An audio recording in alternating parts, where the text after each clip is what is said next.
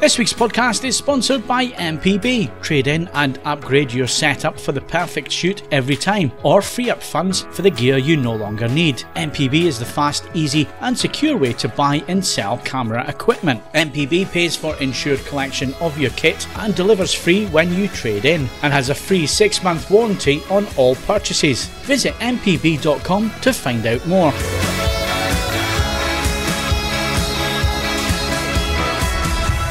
Hello and welcome to the AVForums podcast for Monday the 1st of April, and joining me on this edition, Steve Withers. Your fly is open and your hostess Twinkie is hanging out. And Ed Selley. Please God, let it be ding-dongs. 1st of April, I was thinking, are we going to do some jokes? Are we going to do what we did one year where we talked for 30 minutes about an imaginary product and all the rest of it? But I think things are just so abstract and weird in the real world at this moment in time that there's no point. There's no point.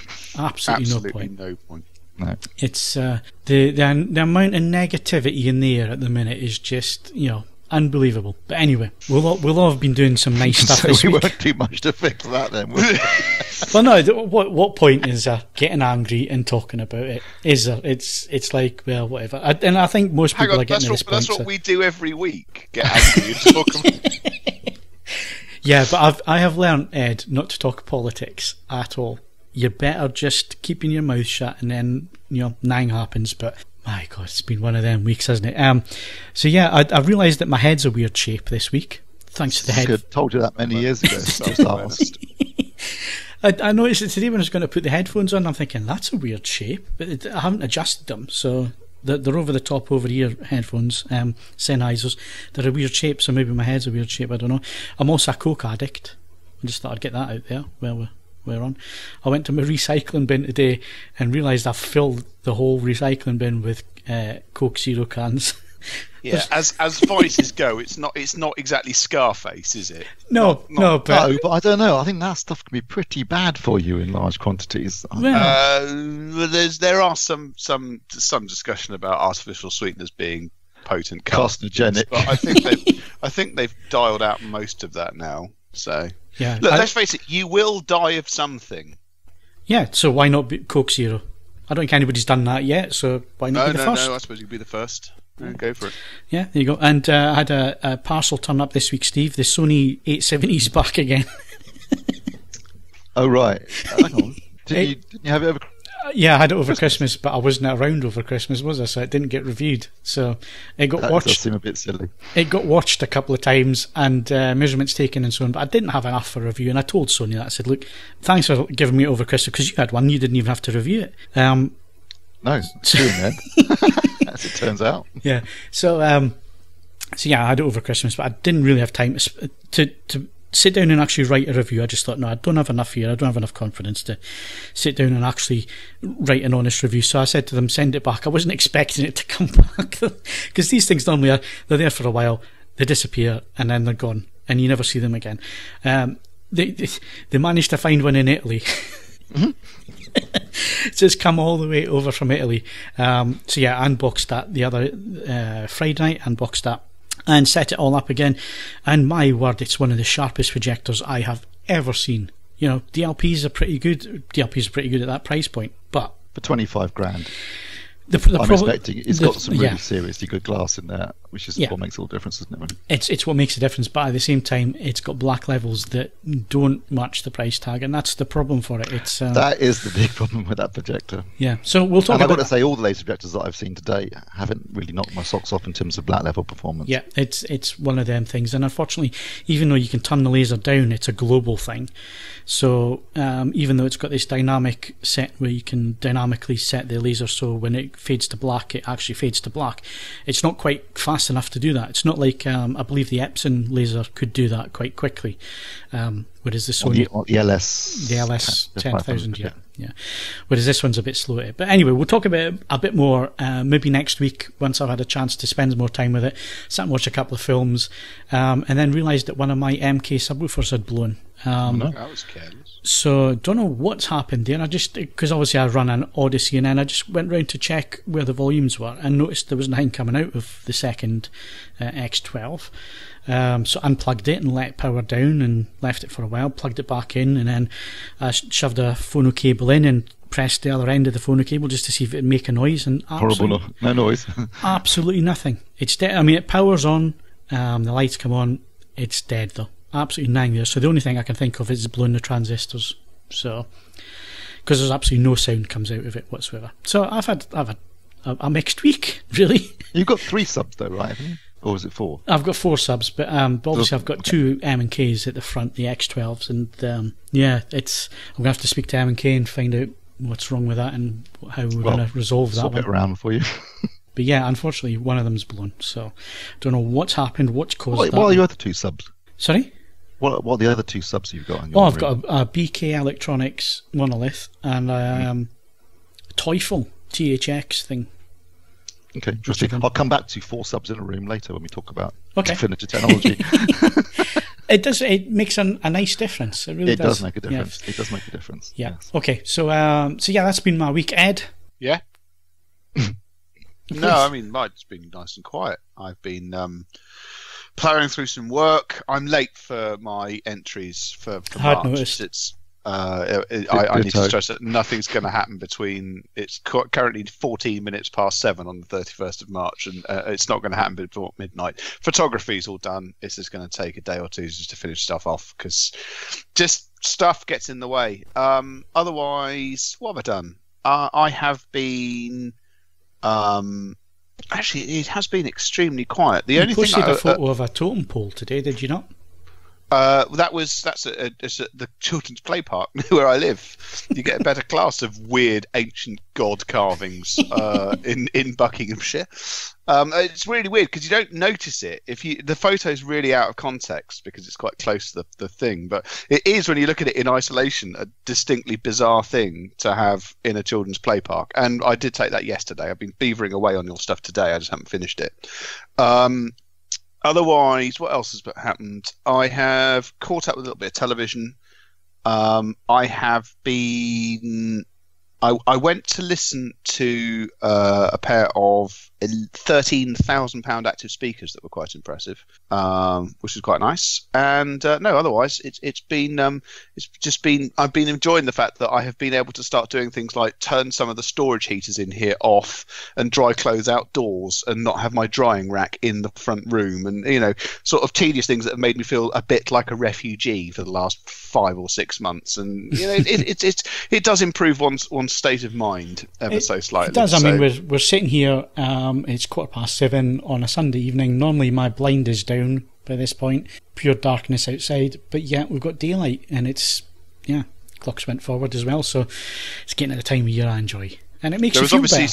There was obviously some big Santa Pod meet for the first time this weekend, because there's been some interesting things thundering through on the A509 heading up to Santa Pod. So the spring is in the air. The noise of very, very noisy cars and things like that. So that's all good. I was really disappointed. I did 10 hours on the motorway this week, just gone, and I only saw 2 other Mustangs. I thought there'd be lots more on the roads, but no, it's seemingly still very rare things. Obviously, we flashed and waved to each other, as you do. To be fair, actually, other Fiesta ST owners have a habit of waving at me, which I think is a bit weird. It's not that rare. You have to do a lot of waving. But no, it's fair enough. It's all camaraderie. I have started to look at more leases. And if anyone who listens to this podcast is involved in the business of car leasing, either for business or personal purposes, I don't understand the numbers. They make no sense. Can someone explain to me why, as of the 31st of March 2019, I can lease a Golf GTI, which has a list price of £30,000, for less money than I can lease a Fiesta ST3? Yeah, but what's that front? Oh no, it's the same. They say it's not PCP. It's the no. But there's normally a few months up front. Yeah, we're both on 6 plus 36. Golf is currently cheaper than the Fiesta, and I do not understand how on earth that, because it's not like the Golf is in low demand. So the GTI might be though, because a lot of people are going for the R. So the GTI, it might just be a way of getting their numbers on that model, because obviously, the R's been so cheap and it's 4-wheel drive and it's 300 brake horse compared to the front-wheel drive GTI. It might just be that they're pushing the GTI just to get numbers. Well, it's possible. It just makes no sense at the moment. I can't afford to replace the ST with another ST, but there's actually some interesting metal that I can replace it with, so I'm not necessarily upset about that. Have you not got to next February to go? I'm keeping tabs on it, because do remember that I've still got to get the lease ends in February, but you've got to allow for 60 to 90 days. And also, I realistically have to have aim that I've got a point where both of the cars are there, because the last thing I want is a point where none of the cars are there. Yeah, that's a good point. And obviously you've got all that time to get your wheels refurbished and everything else. And I'm just going to go on eBay and find someone who's parked their ST on its roof and buy their wheels, because they do get parked on their roof quite a lot. So that'd be easy. That's the simple way to do it. It's cheaper than refurbing. Right, Steve. Scrap bits. What have you been doing? Not a lot, really, to be honest. I spent yesterday gardening, which is exhausting. Oh, good God. And obviously, I spent all day yesterday sorting out the garden, putting out the garden furniture, because it was lovely and sunny, and then today it's been freezing cold. So it has been cold today. It's been really cold today. I've got the sudden change from yesterday. It was boiling hot, t-shirt weather. And then came out the door this morning thinking I'll sit in the garden, and it was absolutely freezing and went straight back inside again. So yeah. So when you say you were gardening, were you simply having a quick fight with nature to actually reveal bits of the garden, or are we at the point where you actually are planting things for the year? No, I was doing a lot of hardcore weeding. Yeah, fair enough. And picking up twigs, because obviously we've had so many storms that the garden was just covered in bits of blasted tree. It's just bits of tree everywhere, basically. So I had to pick up bags full of twigs and loads of weeds. But yeah, it's up to 5 hours of that. It looked quite nice. It was honestly, I'm so sore today. Gardening is really hard work. Yeah, it is. Yeah, that's why I don't do it. Yeah, it's why I don't have a garden. When the weather is nice, sitting in it is quite pleasant. Well, I have the use of my landlady's garden, but I don't have to do anything to it. That's one of the small advantages of where I am at the moment. God, that's not a euphemism. No, it's not. You need to get out more. Do some more gardening. Right, so there you go. You can see we all live interesting and varied lives. Vicarious lives, yeah. Competitions. We don't seem to have that many at the moment. Steve, why don't you crack through these for us? Shouldn't take long. You can win a copy of Criterion's March titles.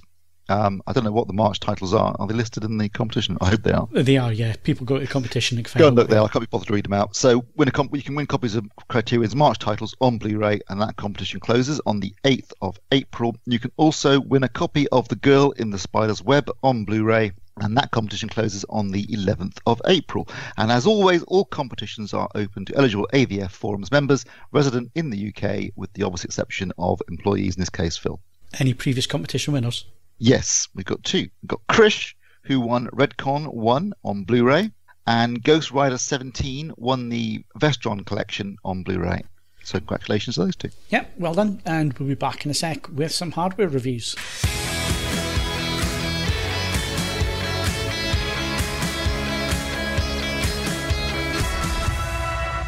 Okay, so hardware reviews, and all three of us have got products to review this week. I'm not going to go into mine in too much detail because it's actually a product that's been out for a year, and you may be wondering... The one I'm about to mention has been out for 3. Has it really? Yeah, I thought they were new, and then I realised that they've been out for 3 years. But right, okay. Well, I've been looking at a Vivitek HK2288 4K DLP projector with a retail price of £2,500. And if you are familiar with 4K DLP projectors, this is the 0.66 inch chip. So this is the one that flashes twice, not the 4 times. So it's a little bit higher up. It competes with the Optoma, or the Optomas, I should say, the UHDs. So Steve, what do you think the conclusions are on this review? I'm going to hazard a guess and say it's a very sharp image because it's single chip. If you suffer from rainbows, you'll probably see those. And the blacks are going to be a bit crap. Shadow data won't be very good, and the color gamut will be restricted. Yeah, and at £2,500, it's a little bit overpriced, yeah? Yes, that's probably true as well. Right, so I'm trying to think what the competition would be at that point. £2,500 for isn't. So it's wildly UHD 60, so UHD 40, Yeah. UHD 60 from Optoma. That's the competition for this. Well, it's not £2,500 because, like I say, it's a year old. It's actually it's half that price. That's true. So you can pick it up for £1,000 at one place I found online, Audiovisual Online, and it's $12.99 on other sites that I've been looking at. So in terms of price, it is half the price it was at launch. Normally the blacks are rubbish. I've got to say, the black level on this, well, not great, was actually not too bad, to be honest. And then some other surprises in there as well. Yes, it is sharp. It has a lens shift. So you don't normally get a lens shift on a DLP projector. So it has a full vertical lens shift, not horizontal but vertical. It has manual zoom. Is that a manual lens shift? It's manual lens shift, yeah. Manual zoom, manual focus. The focus is actually on the front of the lens, so it's a little bit fiddly trying not to get your hand in the way and move the focus to get the image in focus. It's ISO FC3. The price is the Color big thing gamut? here. What was the colour gamut like? Colour gamut was actually wider than Rec 709. Not DCI-P3. Not DCI-P3, but it was wider than 709. It was actually too wide of 709, but too short of DCI, so it was kind of in the middle, which was, in one respect, a little bit disappointing, but for a DLP, really quite impressive. It actually shows that the RGB colour wheel did have the phosphor coating on it to get wider colour on it, which was impressive. Other things, they're listing it's 2,000 ANSI lumens. It's probably about 1,000 once it's calibrated. They're saying it's a 50,000 to 1 contrast ratio. It's actually 1,620 to 1 on-off sequential contrast. There is no white balance controls, but there is a CMS, which kind of baffled me to start with. You would think the most important would be to have a white balance control for your grayscale. After all, that is the backbone of your picture. So I'm not that fussed about a colour management system. I'd rather have the grayscale set correctly, the colour of grey correct, and then if the colour's a little bit skew with on top of that, it's no really a big deal, if you know what I mean, as long as your grayscale's right. However, it's what they call SHG, so hue saturation gain, and you have your full 3D colour management system there, but there's also a control for white within it, so you can actually set the white point in it, and you're not doing hue saturation gain with the white point, it's RGB, so you're actually setting your white point, so it's only a 1 point white balance. But thankfully measured out of the box, it was under 3 delta E in terms of errors in there. It was really quite flat to begin with, and fixing 1 point, which I fixed the 80% point, it brought things in quite nicely. The only thing I couldn't really do was gamma. Gamma was a little bit over the place. So yeah, the gamma wasn't absolutely bang on. 90% was down at 2.0, so a little bit too light at 90%, but then it went straight back up to 2.2. And I found that I had to measure it at 2.2. It couldn't quite get to 2.4 for some strange reason with the controls in there, but all the delta E's are 2 and under. So once you'd calibrated the 80% point, it's actually really quite good when it came to grayscale. So I was going to complain quite a bit, but actually, given this review sample, and obviously this review sample was provided by Vivitek, it looked fairly good. In terms of the out of the box CIE chart, the colour gamut, like I say, it wasn't great, but it was wider than you would expect from a normal DLP. So red was pushed quite a bit, which did make skin tones look a little bit odd at times. It made people look a little bit suntanned. The only way around that, the respite around that, was to try and use the CMS. Unfortunately, the CMS didn't work, or certainly didn't work in a way that helped improve things. And I think the colour points are actually pretty stuck where they are, if that makes sense, Steve. Given the RGB colour wheel, there wasn't a hell of a lot that we could do in terms of playing around with that. In terms of running a colour checker on the whole thing, the average delta E was 3.8, maximum being 12. So it was quite a bit at some points, but overall it wasn't that bad, and it didn't rear itself, other than the skin tones, it didn't really rear itself in terms of SDR content. In terms of HDR content, again, like I say, the contrast wasn't great on the sequential contrast, was 1620 to 1. The top brightness measurement for HDR was, you want to take a guess at this, or will I just tell you? Top brightness measurement in nits. In nits. So DLP 12. I'm going to go 350 nits. Oh, you're being generous. It hard clips at 140. 140. I thought it'd be brighter than that because it's. So did I. So that was. That quite actually means that my guess of 12 is closer to Steve. Yeah, it was actually. It was, and it makes some attempt at going with the EOTF, but obviously with just 140 odd nits to play with, there's not a lot there to play with to start with. So it gives images a contrasty look because it is trying to map the EOTF. Black levels aren't that bad, but it's not bright, and you're not getting specular highlights or anything like that. But you don't get that with a projector anyway. Projectors really struggle. So it was a little bit disappointing from that respect. The other thing was DCI-P3. Red was bang on. So because it was wide out of the box for Rec 709, it was actually bang on DCI-P3, but everything else was kind of all over the place, to be honest with you. And you could actually, when you look at the review, if you look at the out the box graph, the DCI graph, you can actually see where the gamut is, because all you do is draw a line between red, yellow, green, cyan, blue, magenta, back to red again, and you can see that it's not quite wide enough to cover the whole gamut there.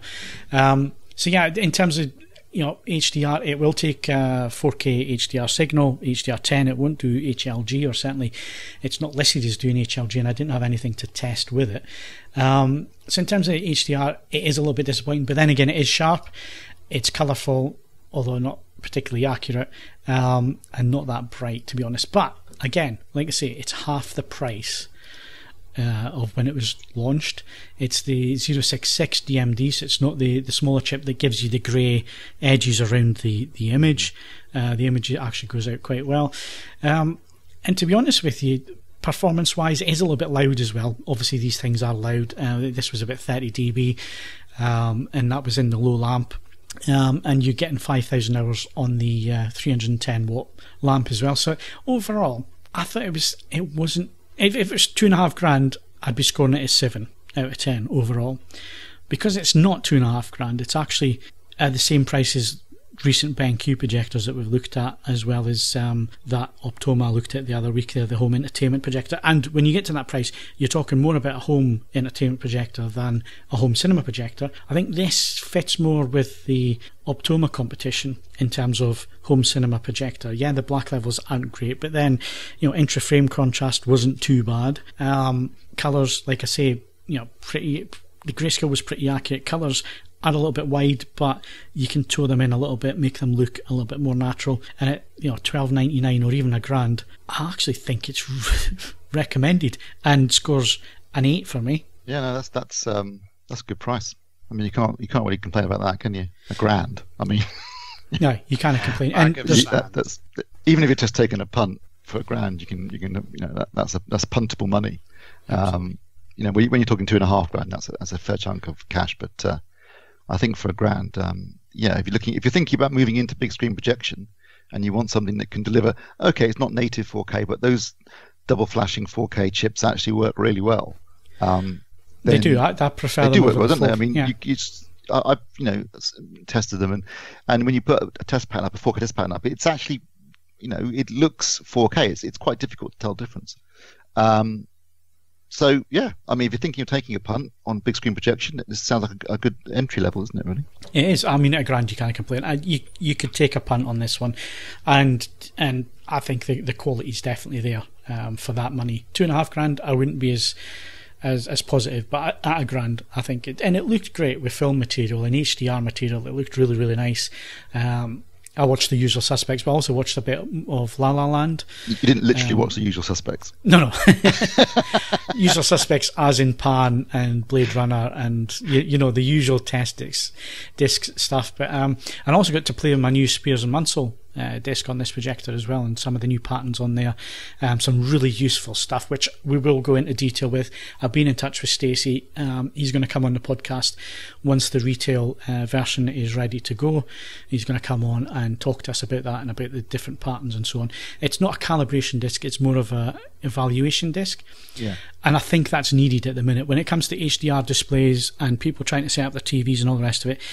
Being able to evaluate what your TV's actually doing in different modes, it looks like a really valuable tool. Yeah, so that'd be really useful. Yeah. So sorry, I got a little bit sidetracked there, but yeah, Vivitek HK2288 is worth the money and recommended at £1,000 to £1,200, depending on where you go shopping online. I think it's well worth the money. So, Steve, what have you been looking at?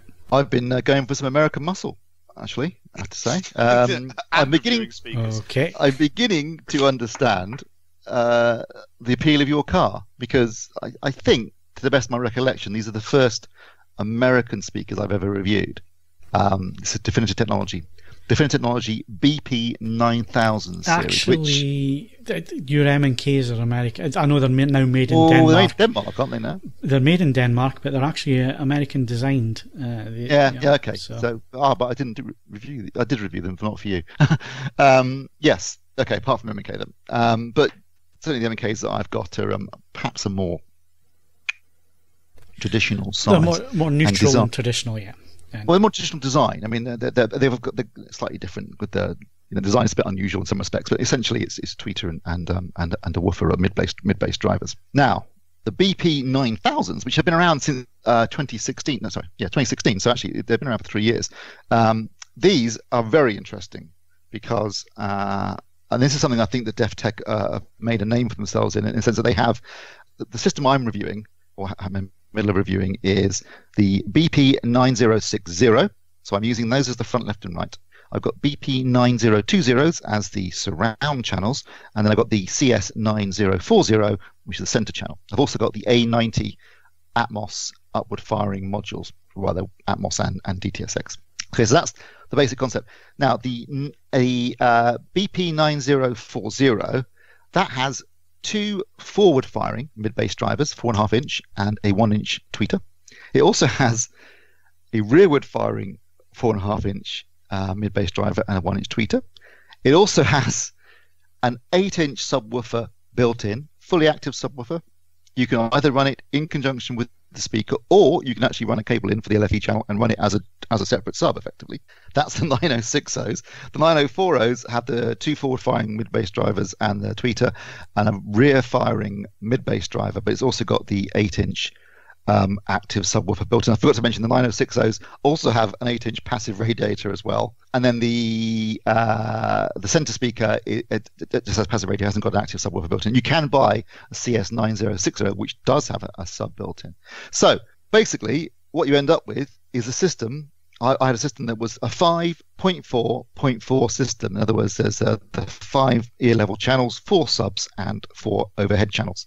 And the BP9040 is £1,699 for a pair. The BP9020 is £1,299 for a pair. The CS9040 is £499, and the A90s come at is £499 for a pair of those. So the combined total cost of the whole system was £4,495, which is a lot of money, I grant you. But I've got to say, I think for what you're getting, that's actually quite reasonable. I was going to say, you're getting 4 subwoofers, which, to get decent subwoofers, you're looking at £1,000, £1,500, maybe even more than that.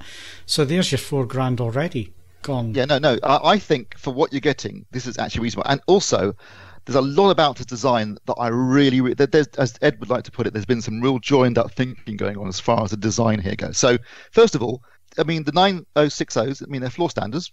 They're pretty big. The 9020s are also floor standers, obviously. Not as big, though. Surprising, you'd think what I've just described to you would be a massive floor stander. It is not.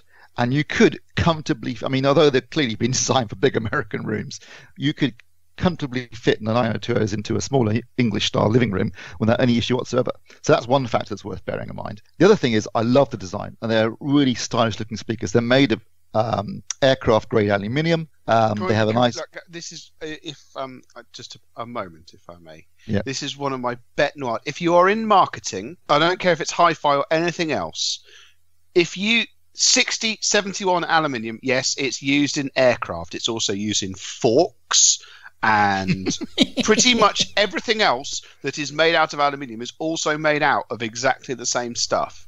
Aircraft grade. It is an utterly meaningless term. For the love of all things, stop using it. It's not impressing anybody. Press me. Thank you. Now you know. It's made out of the same material as your cutlery. It's very exciting. I haven't got aluminium cutlery. So you said anyway. You said the design was nice, but what did the other half think? That's the important one. Oh yeah, she thought it was nice too. It's because it's basically got sort of like aluminium trim with black fabric going all the way around. So front, back, because obviously it's got forward and rear firing drivers. So it's like basically a black tower with an aluminium top. And then this is the bit that's really cool, really clever. Aluminium top, which you can remove, held on by magnets, you can remove it, and then you'll find an attachment. So the A90 modules then slot into the top of the speaker. And at the bottom of the speaker, there is a volume control for the built-in sub. There's an LFE input if you want to use it as a genuinely separate sub rather than using it as a separate floor stander. And there are binding posts for both the speaker itself and also for the A90s you've just attached to the top. Again, really clever design that, you think so you can end up with something that's nice and tidy and it looks attractive and it's not just some sort of, speaker plonked on top of something else. I really like the way they thought about this. And the underside of the speaker, the A90, is felt, so it's a nice, tight, smooth fit. It just feels like they've really put some thought into how to design and build these speakers. And obviously these fire off the ceiling, don't they?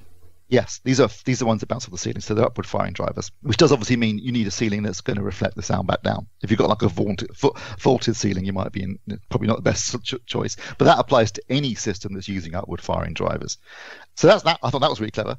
And the other thing I really like about the design is obviously the built-in subs, because it means you can have 4 subs in your room with minimal amount of space being taken up by them. I mean, we all know what subs are like. 1 sub's great, 2 subs even better, 3 subs fantastic, 4 subs ideal. But sticking 4 big subs in the corners of your rooms isn't necessarily, something that people can do in the average UK living room or even a dedicated home cinema. I'd struggle to fit 4 subs into my room, to be honest. But if they're part of the speaker, that kind of eliminates that problem entirely. It does obviously mean you need to plug in the speaker. There is, you've got to plug it in for the active subwoofer built into it.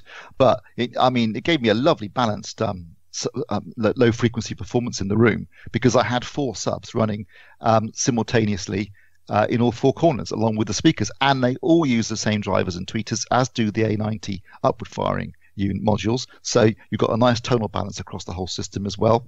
And I thought they sounded fantastic. I was really impressed. And I think, like I said, and I think you agree with me, Phil, I don't think this is that expensive.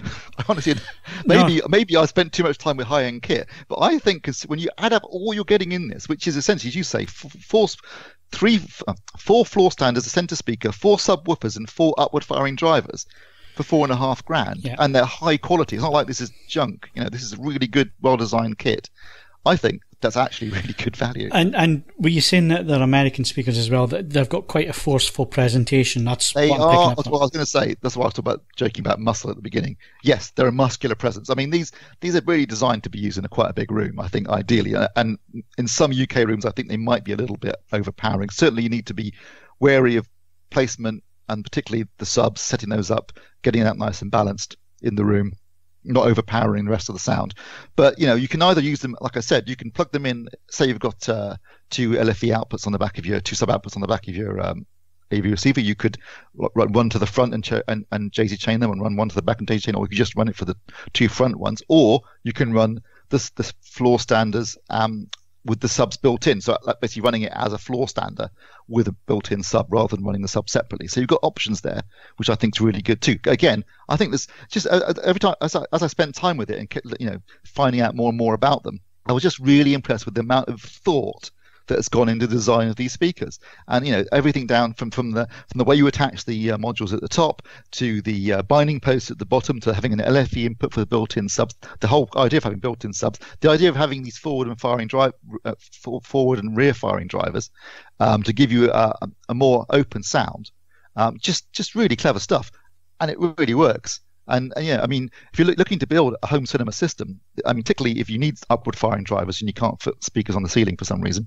this is a fantastic solution, because it's just so tidy and complete, and it looks nice. I know looks on everything, but I think sometimes when you do see an attractively designed piece of kit that's been well thought out, it really appeals. And I thought they were fantastic. I was really impressed. And I've not experienced Def Tech before in terms of review samples. I've seen them at shows and things, and I just think that they're a cracking speaker, really well designed, sound fantastic.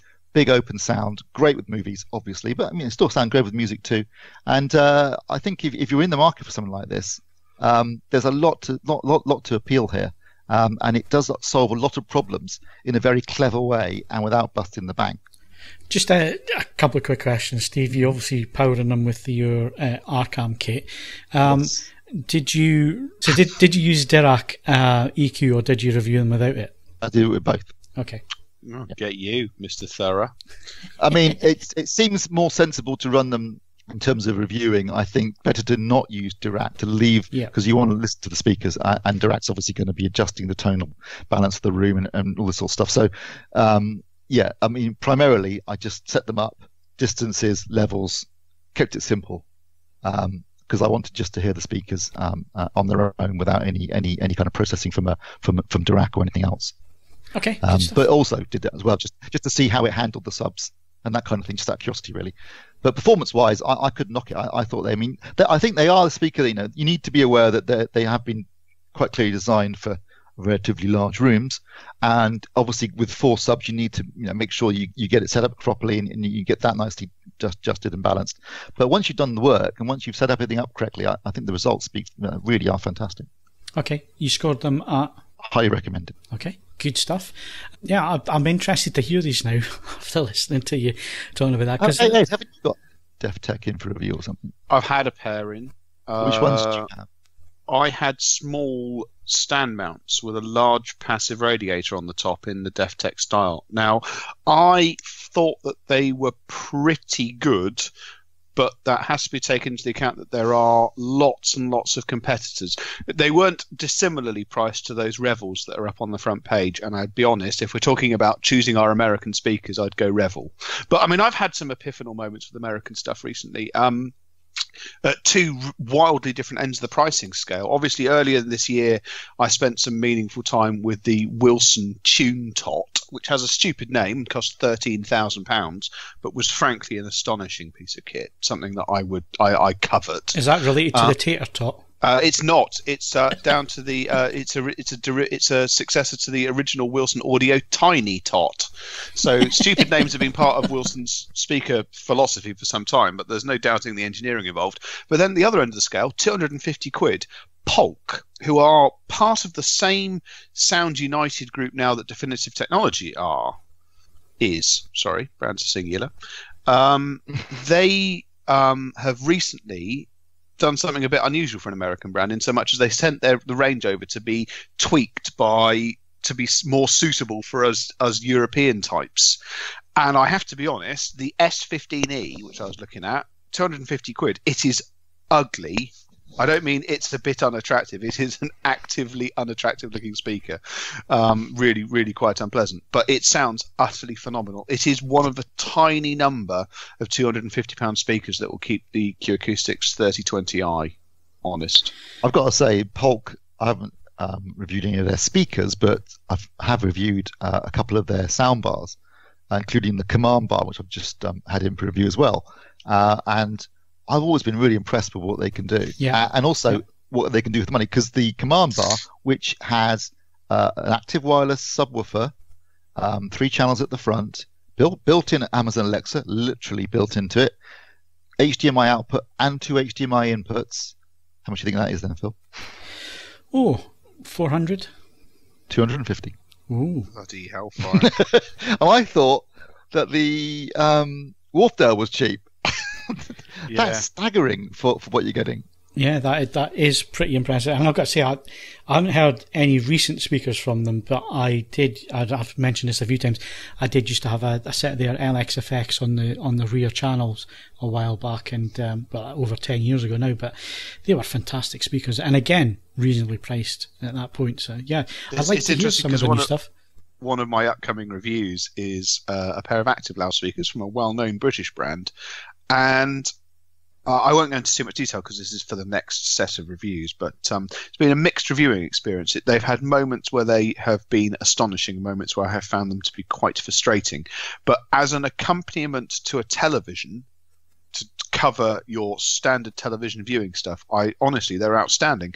But they are £1,000, and if you shout at them, absolutely nothing happens, and they don't know what an HDMI input is and things like that. There is the work. I've been banging the drum for looking at stereo solutions to augmenting TV sound. But when you look at the value proposition that some of these soundbars that you're looking at are offering, that it becomes a stiffer challenge for sure. Yeah, so there you go. There's the Definitive Technology, or Def Tech BP9000 series. Really interested to hear them at some point, Steve. Sound really interesting. Right, Ed, wrap us up on hardware reviews. What you've been looking at? Yeah, this won't take very long. This is a tiny product, but unlike the stuff that you lay about to be looking at, it is pretty new, so I have scored there. This is the AudioLab M-DAC Nano, and it is a very succinct answer by AudioLab of what you might do if your mobile phone or tablet does not have a headphone socket. So it is the smallest of the M-DAC family, hence the word nano, and all it does is take a Bluetooth signal from a phone or tablet, or indeed anything that sends Bluetooth, and converts that to 3.5mm output, which you can use as a line out into an amp if you really wanted to, but AudioLab is really thinking that you're going to use that with headphones. And it's one of those things where if you say it's that and it costs 150 quid, especially in the light of the fact that Steve now seems to be reviewing soundbars that do everything, that sounds like quite a lot of money. But you can, if you spend some time with it, see where the engineering has gone, where the money's gone in terms of the engineering. It's a really nice Bluetooth implementation. It's not Bluetooth 5, which is a shame because I've pointed out in the past the power saving that Bluetooth 5 seems to have is unreal, but there's no sonic difference to Bluetooth 4. It sounds very, very good indeed. It's little things that you notice. It's got a 64 position volume control, which sounds, neither here nor there, but when you're so used to using the volume control on your phone and you've got between 12 and 20 increments, having actual fine control over your listening level and being able to set listening level to what you actually want is an underrated pleasure. It sounds extremely good. That's all covered in the copy, but I think just as importantly, this is a really nice example of a company actually paying some attention to how you might use the product. So it comes with a little pouch, which is normal enough, but they fitted it with a proper large size belt clip. Now, it's not the most stylish thing in the world, but at the very least, it doesn't have to then go into a pocket to contest everything else. It can clip to the side of you. The clip is incredibly strong. It's not going to go anywhere once you've done that. It also has a wireless charging pad, which is quite handy because I sort of think the way that this is likely to be used, if you're using it on a commute or something like that, you can just get into work, and if you've got the pad at your workstation, you just take it out, drop it on the pad, and it will charge and then just shut itself off once it's charged, and then you rinse and repeat each day, and you're never going to run out of power doing it that way round. And it just works really nicely. You drop it on the pad and away it goes. Takes about 2 seconds. And the most interesting thing, I suppose, in sonic terms, is they've fitted it with this enhanced mode. And I won't go into unnecessary detail because it's all in the copy. It's an interesting example of it's a really useful thing to be able to switch in and out, because there are times when it makes an enormously beneficial difference, and there are times when it really, really doesn't. So it's an interesting sort of addition to the AudioLab product lineup. And it's quite pertinent now because I had a sudden rush of blood to, I don't know, somewhere. So as well as now having a mobile phone with no headphone socket, because I'm an idiot, I now own an iPad Pro, so that doesn't have a headphone socket either. Which, as someone who reviews a lot of headphones, it's an interesting one. So yeah, that's going to be fun. Although that said, the iPad Pro is obviously, like all the new iPads, has got a proper USB output on it, so I can bolt DACs to the outside of it. But yeah, that was I forgot to mention I did that earlier in the week. I went to the Apple Store, and it's like, can you buy a new iPad Air? And it's like, well, you can order it. And then they go, does it get charged this financial year? Like, goes, no, it'll be charged on the day of release. So I couldn't buy it because it wouldn't qualify for this year's financial tax shenanigans. So I bought an idiot one. So there you go. Yeah. Well, you can keep us up to date with how handy you're finding that then. I'll take it you've bought a keyboard to go with it and so on, have you? I haven't bought the official Apple one because for £150 they can the off. And frankly, that's just an embarrassment. I appreciate that it's a much nicer piece of industrial design than the one I bought, but the one I bought was 30. which is quite a substantial saving. Yeah, I've got a keyboard here, and I'm perfectly capable of catching up with emails and arguing with people on Twitter in a mobile context now, so that's quite handy. But yeah, it's been quite useful. One of the upcoming reviews is for a piece of music playback software. I'm not going to say any more than that. But it's actually wound up being one of the longest reviews I've written, because there's a lot to cover, and it has really quite substantially altered my appreciation, because I've always firmly come down on the side of music streamers as being the best solution, and this has awkwardly got me slightly reconsidering my position on this. So that the that's been quite useful as a driver, because just having it's really weird. It's obviously not much bigger than the last iPad, but it's all screen. It's got a tiny surround, and just having that extra real estate has genuinely sort of helped switch over in a control sense. So all that's been factored into the copy, and yeah, you can see what you think. Yeah, I've got to say it's the first iPad where I've genuinely thought that I could live with one, because I've never quite gotten the iPad thing. I don't really have a use for it, because I've got a MacBook Pro as a laptop, and an iMac as my main machine when I'm at home. So and I've got an iPhone 8 Plus, so I really don't need one. You know what I mean? But the Pro is the first one I've kind of thought, interesting. It's interesting because everyone's hardware breaks down differently. You've seen my laptop. It's quite large, so it can travel with me, but it's a fairly hefty thing to move around. So ironically, I've been a heavy user of iPads ever since I got the first one.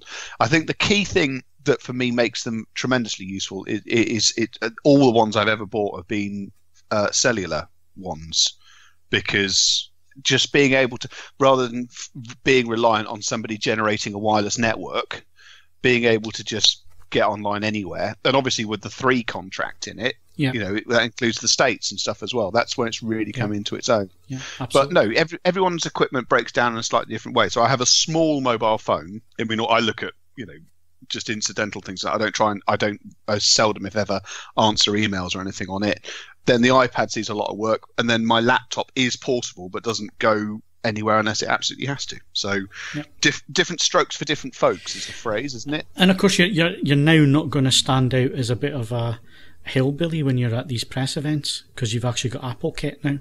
I had an iPad for ages, but to be honest, there is whilst most of you clones have all got MacBooks, there is a subset of ThinkPad users, because they're if you like, they're just for people who like me have 5-year-old children, and if you inadvertently draw crayon on top of a ThinkPad, nobody gives a shit, because it's sort of got a black crackle finish, whereas the lengths that Apple owners go to keep their products beautiful has never been part of my mentality, really. So yeah, normally if somebody's on one of these press trips, whatever, and not using a Mac of any description, it's usually because it's been a review sample that they've just hung on to.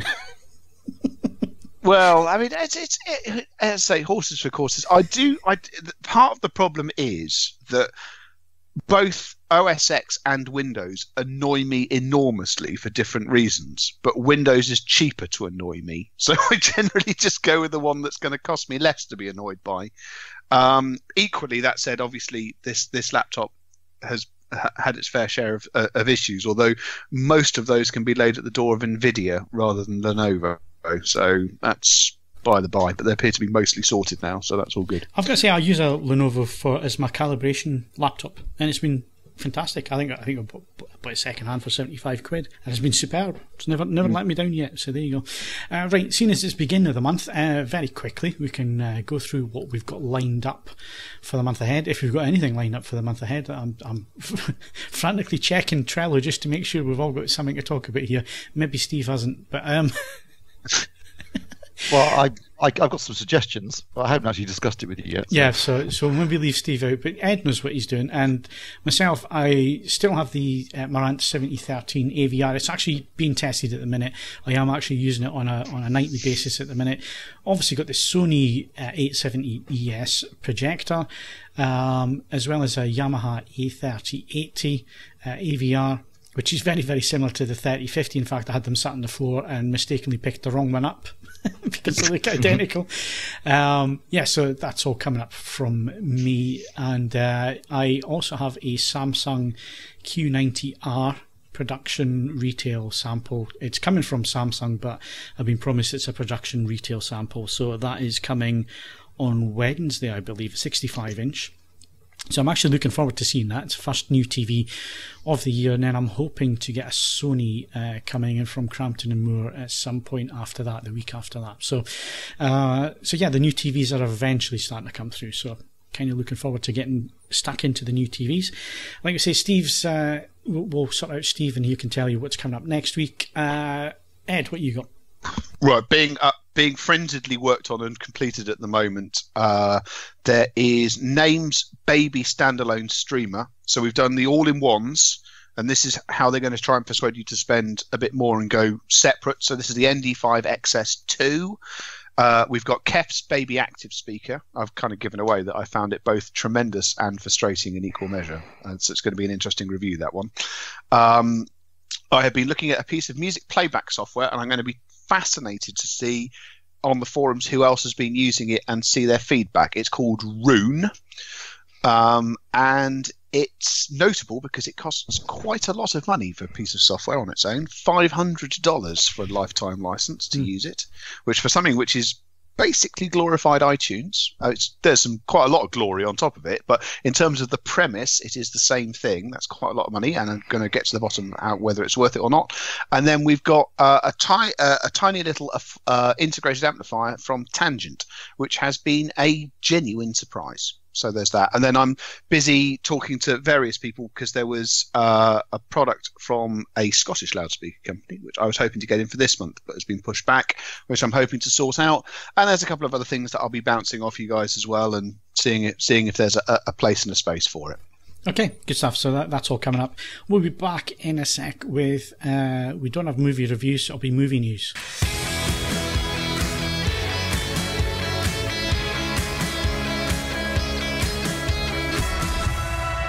Okay, so like I say, no movie reviews, but there will be, or will there? Yes, there should be next week, because we're going to talk about what's coming up this week, and I definitely want to get to the cinema. I don't know about you, Steve, but it looks like Friday I'll get to the cinema for one of these. So what's coming up? What's opening this week?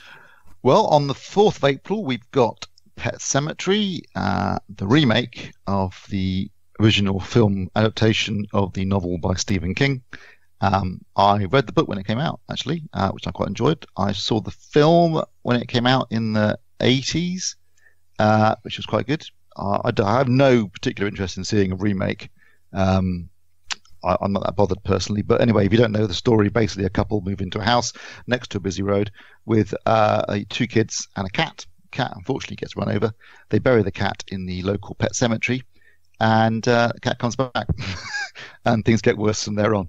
I remember thinking the book was quite scary. The film was reasonably good. I know nothing about this version in terms of its reviews or whether it's any good or not. But if you fancy some, remade Stephen King, fill your boots. But I can't say I'm particularly bothered. Really. Yeah. Okay. You? So the one that we're going to go and see on the Friday is the one I do want to see and looks really good fun in the trailers is Shazam! ! Which is I'm Ron Burgundy. is a DC comic book character originally called Captain Marvel. They changed the name for obvious reasons. The concept basically is that when there's a kid basically meets a wizard, I think, called Shazam, who turns him into a superhero. And basically, whenever the kid says the word Shazam, he becomes an adult. So it's basically a bit like a superhero version of Big.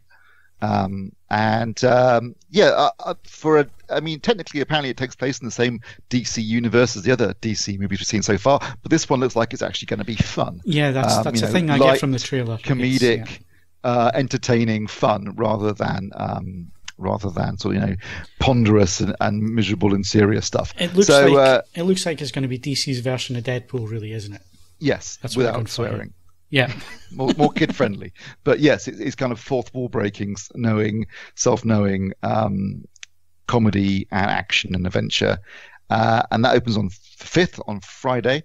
Yeah, that's the one I'm going to go and see. I probably won't get a chance to see it until the week after, unfortunately, but I definitely fancy that. So that's Shazam. Also opening on Friday is the rather confusingly titled The Sisters Brothers, which is a Western. Well, actually, it's set in the 1850s, so that's a little bit before the Western era. But yes, it stars John C. Reilly and Joaquin Phoenix and Jake Gyllenhaal, and it's about a duo of assassins who chase a gold prospector and his unexpected ally.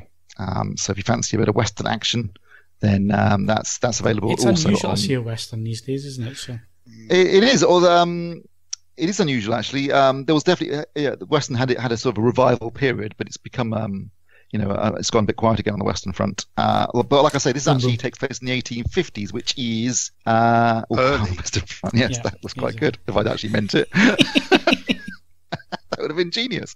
Yeah, 1850s is actually a little bit early for what would be considered the classic Wild West, which was post-Civil War.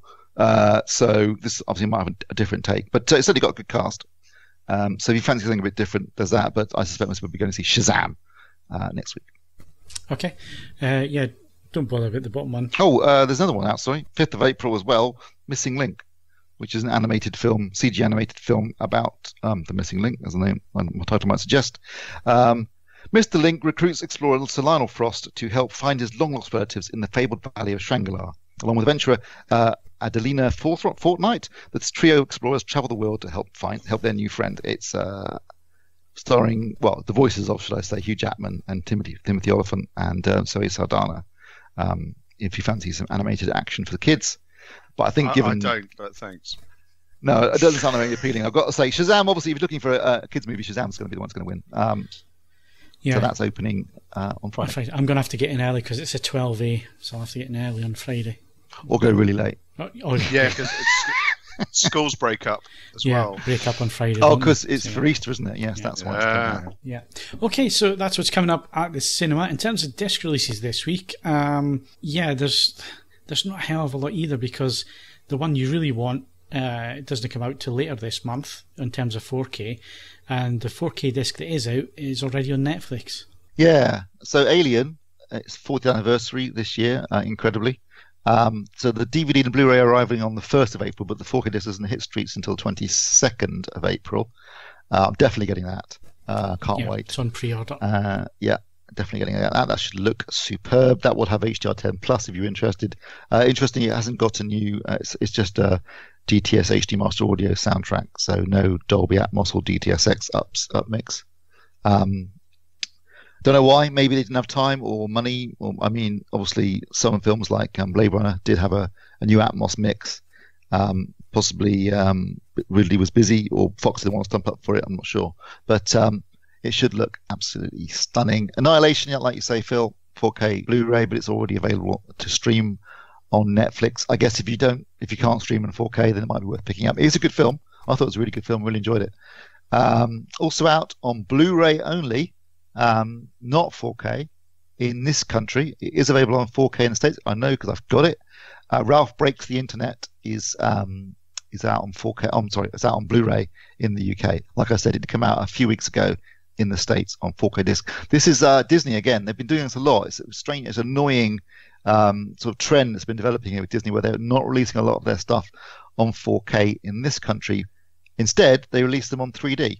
So you can get Ralph Breaks the Internet in 3D Blu-ray, but you can't buy the 4K disc. If you want that, you have to get it from the States. If you want the Atmos soundtrack, which is very good, I have to say, again, you're going to have to buy the 4K disc from the States. It looks great, though. I mean, it's a fun movie.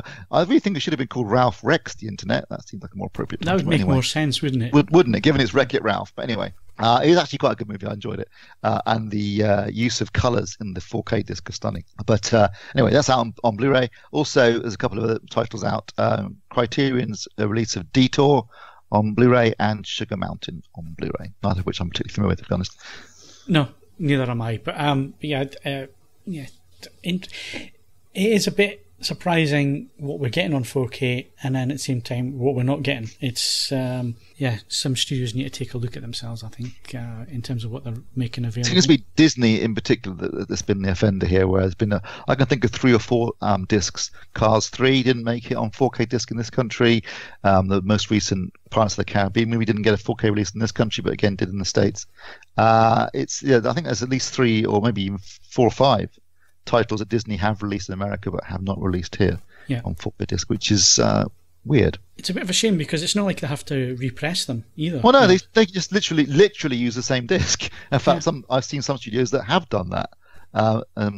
It's a weird one why they would decide to that, given that presumably they have to go through the BBFC for all the extras and everything for the other releases anyway. So there's no additional cost associated with it other than just printing the disc. They're just doing it because they hate you, Steve. It's actually a vendetta against It's because he missed out on buying the Rock movies this year. He hasn't bought them, so he stopped buying all the crap. So they're like, well, we'll just not give you anything now. Yeah. Ooh, I'll be getting into the Rock again this year, though.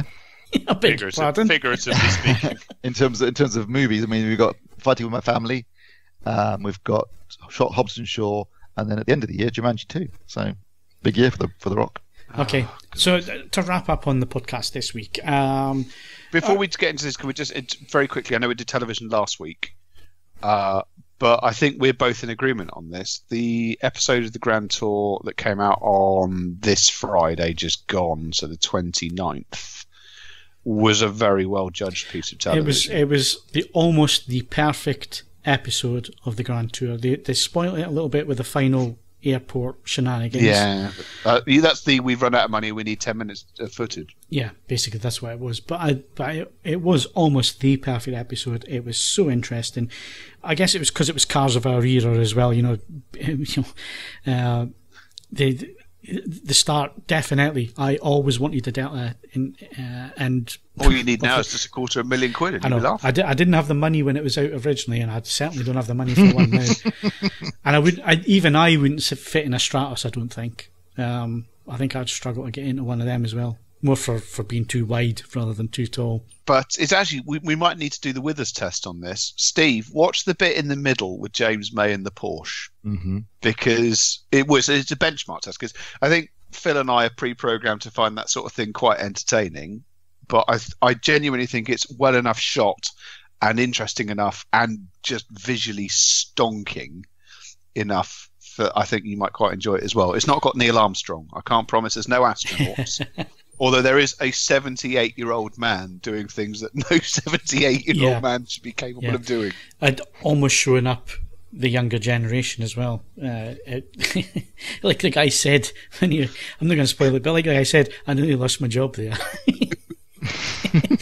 It was very close to it. Yeah, I've got to say, if they bring it back for another season, which seems to be the case, if they manage to do each episode like that, and I think this is their strength, where they go back and you look at historical figures or something that's happened within the car industry over the years, that's where they're at their strength, because they're the right age, they're the right presentation. But then also, it was shot properly. It had a decent recourse to some music. I mean, I say I habitually watch it in 1080, but I stopped and fired up the full fat version for that bit because it just looked absolutely bob on. Yeah. And the noise that thing makes. I mean, I've had the good fortune of hearing a pair of 917s live for real. One of which was a Can-Am one with turbos on, which sounded other than the Prodigy, I think it's the loudest thing I've ever heard. So I'm sure there was one at the Mustang event we did at Historic Week at Donington. I'm absolutely positive there's one went round the track. So it's a hell of a noise. But no, I thought that was extremely well judged. And Steve, MasterChef final? Oh, yeah, well, that was exciting. I enjoyed that. And I think a worthy winner. Worthy winner. Any one of those ladies deserved to win. No, it was tight. I mean, there was nothing between the three of them. I would have liked to see I wanted to see Irene win. So. Oh, well, there you go. You were happy. I would prefer Julie to have won it, but there you go.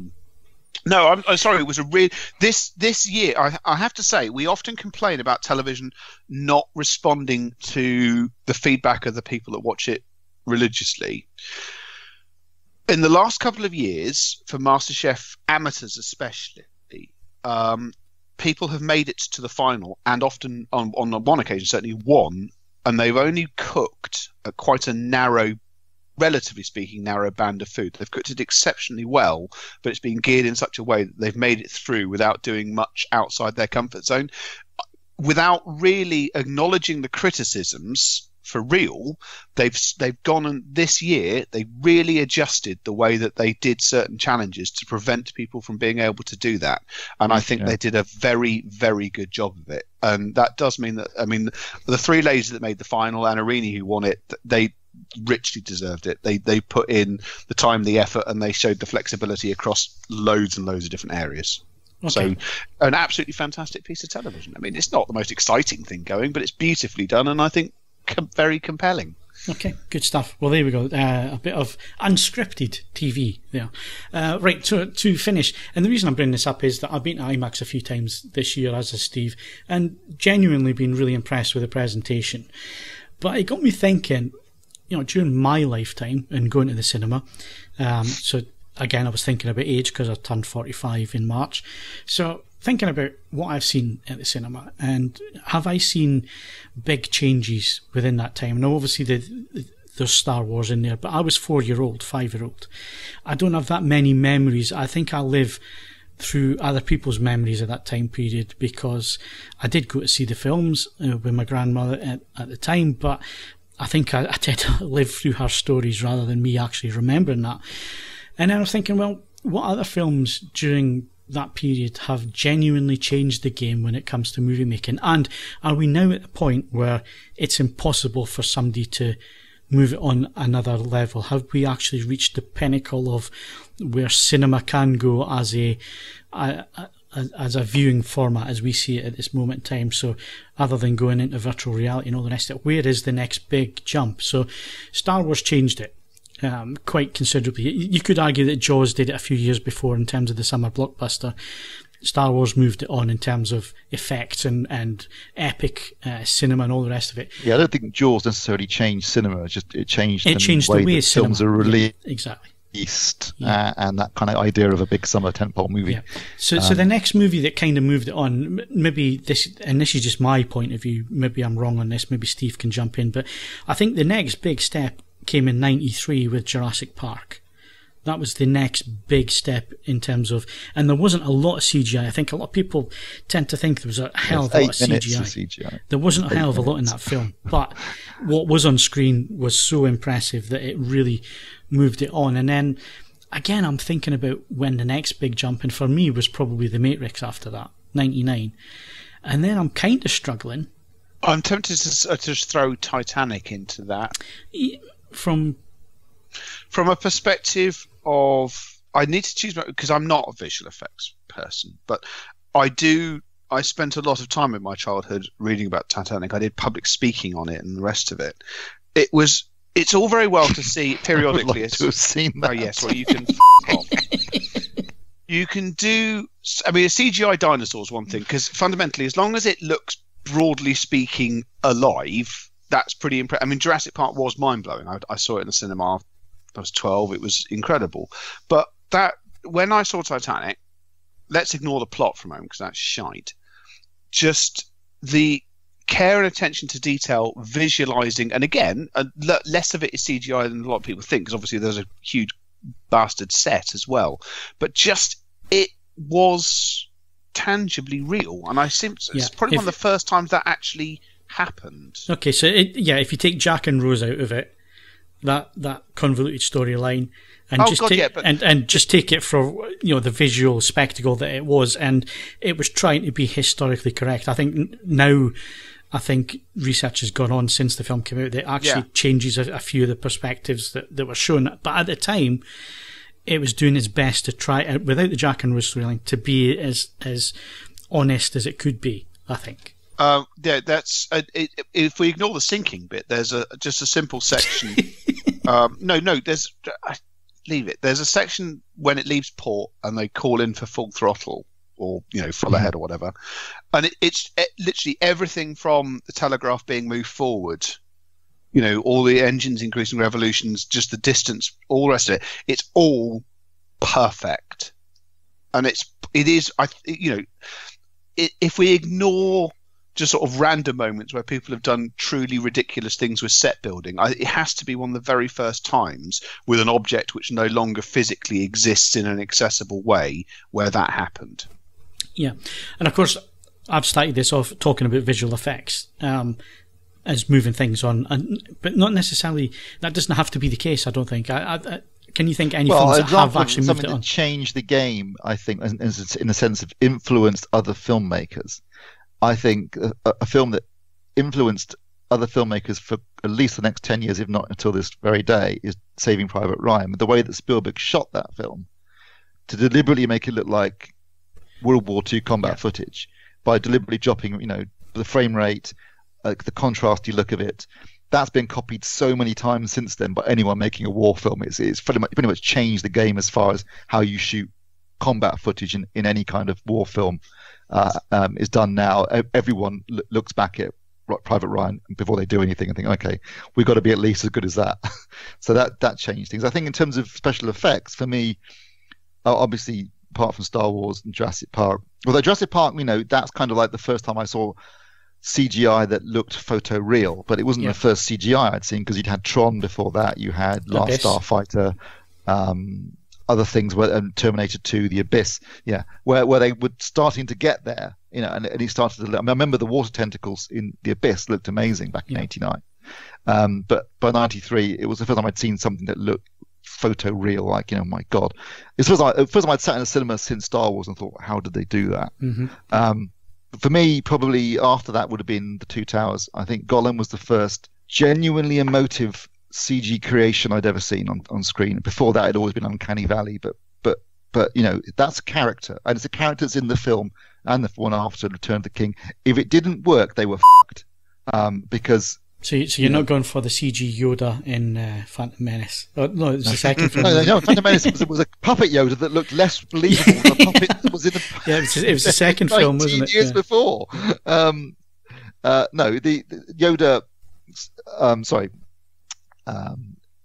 Gollum was utterly believable as a character in those films, and you not for once you didn't sit there thinking that's CG. You just thought that's Gollum, and they've done it since then, particularly with the Planet of the Apes movies, where you pretty much forget that. But do you think they've recent ones? But do you think this year they've absolutely nailed it? Because Alita was absolutely stunning when it came to that type of effect.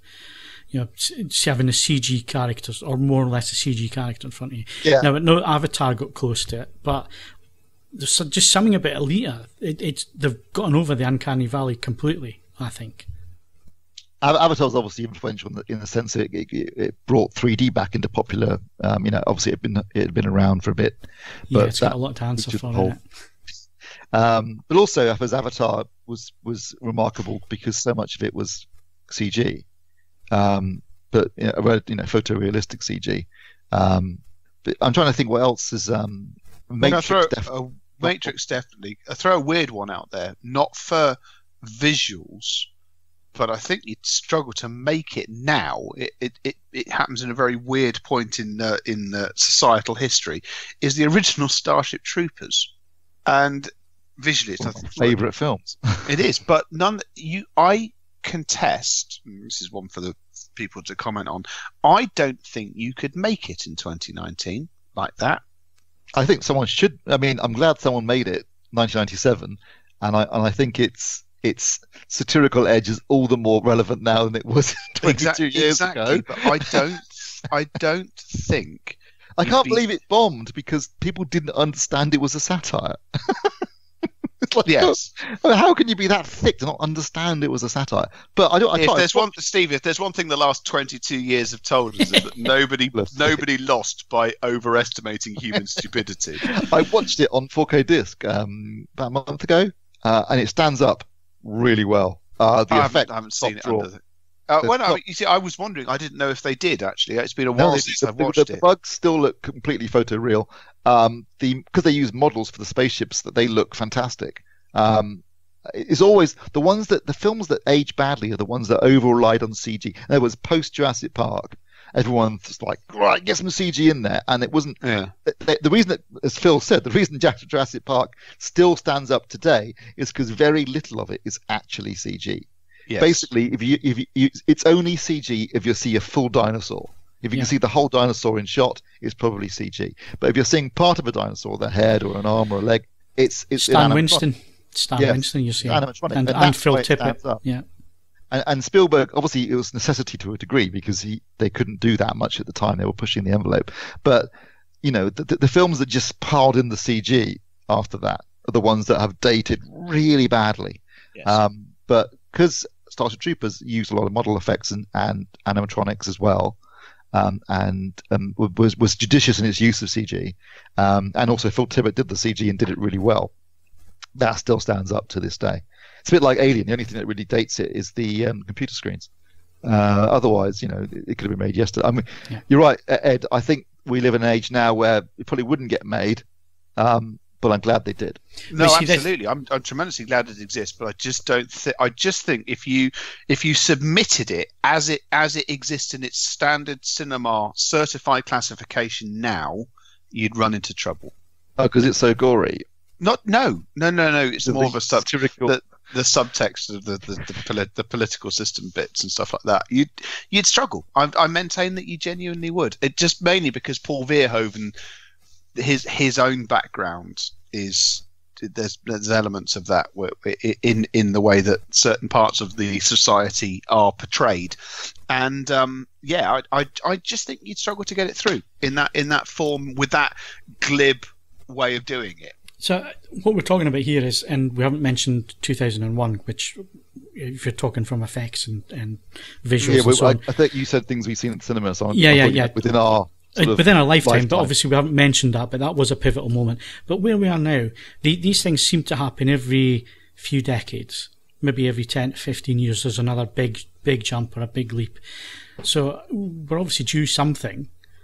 Well, Simon, what about audio? What do you think? What films do you think have changed the game in terms of audio? Because we talked about visuals a lot. Obviously, Star Wars was one of the first films, not the first, but certainly one of the first to push Dolby Surround at the cinema. Dolby Stereo, as it was called at the time, rather misleadingly. That was one of the first films to Jurassic Park was DTS. But Apocalypse Now was probably the first film that really went to town in terms of because I think it was the first film to have surround rears. Jurassic Park, with DTS. I think Batman Returns was the first film digital. But if you, and again, we're talking our lifetime. But if you go back to the 50s and 60s, there was a lot of 6 and 7 track. They did do that. Yeah. I'm trying to think of what's the first Atmos movie. I can't remember now.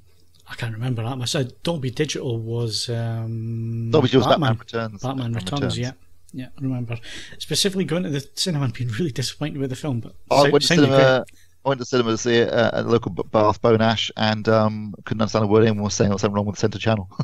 So, very frustrating. So anyway, clean future of technology. Just to wrap this up, because we're way over time yet again, but if we're due another jump, and we've had 3D and all the rest of it, and virtual reality is never going to be a thing.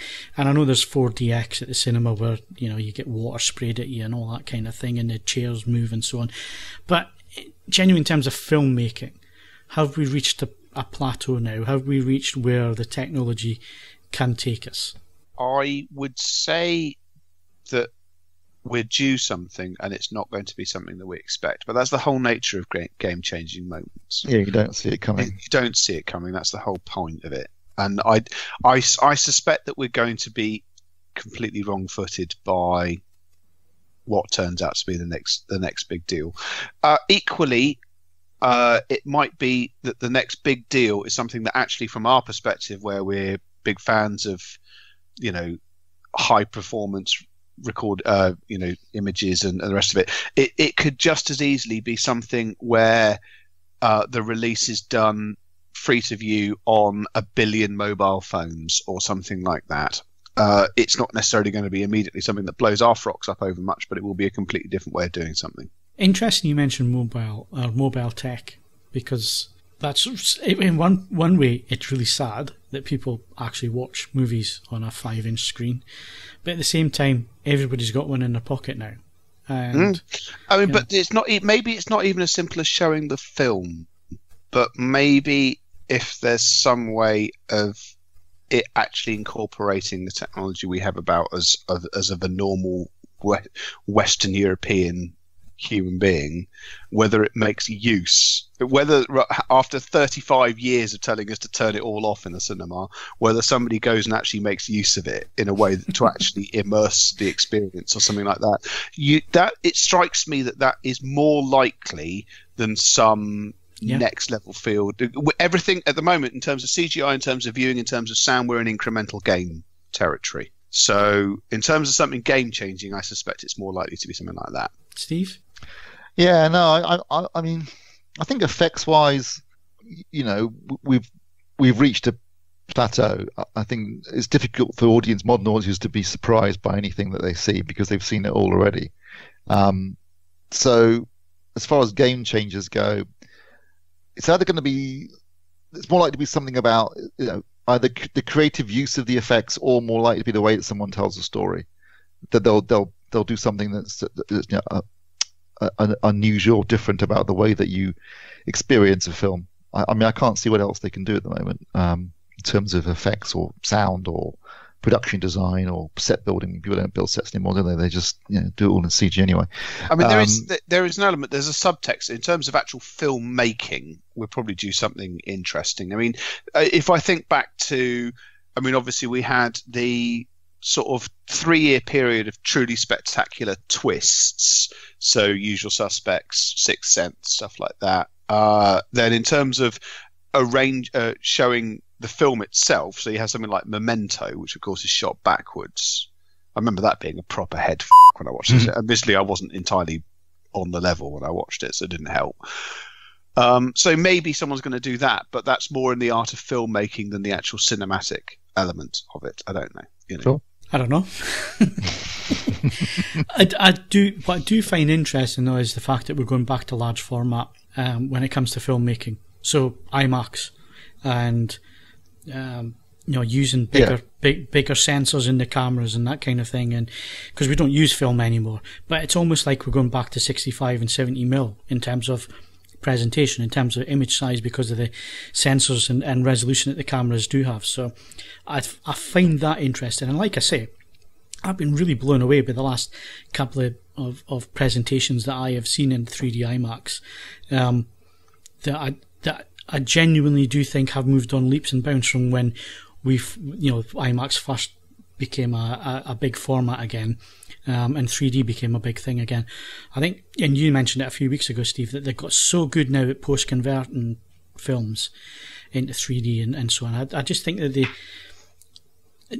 like Ed says, it'll come from somewhere that we're not expecting, but at the moment, I'm really quite enthusiastic about the cinema. Not in terms of what's coming, but in terms of the technology and the fact that we are going back to large format. I'd just like to see them do something interesting with that. I mean, I'd like to see people. I mean, it would be nice if we could get another Inception, for example. You know, kind of a big budget, big summer movie that's actually intelligent. Because at the moment, all we're getting is remakes and reboots and sequels. So it would be nice if someone could do something original. That would be a good start. Yeah, it would be, and that's a good finish point. So that is it for the podcast this week. My thanks to Steve Withers. I would really like to plough your field. And Ed Selley. It's got to be bloody unforgettable. Don't forget, you can follow us on Twitter and Facebook. Bookmark AVForums.com for latest reviews, news and videos. Plus, why not leave us a 5-star rating on iTunes, but only if you enjoyed the show. Also, head over and check out our YouTube channel for videos on the latest product releases, launches and reviews. And while you're there, feel free to subscribe. I'm Phil Hinton, thank you very much for listening, and we'll see you again next week.